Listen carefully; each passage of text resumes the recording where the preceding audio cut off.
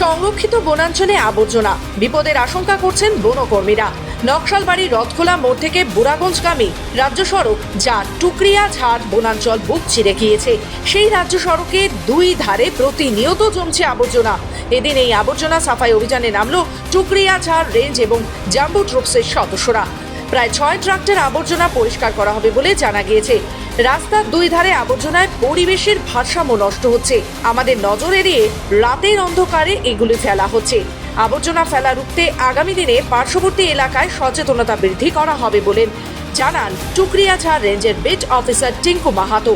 আজকে তো অ্যাকচুয়ালি আমরা জাম্বু ট্রুপ এবং টুকরিয়াঝাড় রেঞ্জ আমরা পক্ষ থেকে আমাদের তুত বাগান থেকে শুরু করে ওই দারাবাগঞ্জ যে ব্রিজটা আছে, এই রাস্তার দুধারে মানে রাতের অন্ধকারে আমরা কখনোই এটাকে মানে চোখে দেখি না, তো এরা নোংরা ব্যাগ, ক্যারি ব্যাগ এটা ফেলে যায়। তো আজকে আমরা এখানে এই প্লাস্টিকগুলো, নোংরাগুলো আমরা এক জায়গা করে ট্রলিতে করে আমরা একটা জায়গায় গিয়ে ওটাকে ডাস্ট করে ওটাকে পোড়াবো।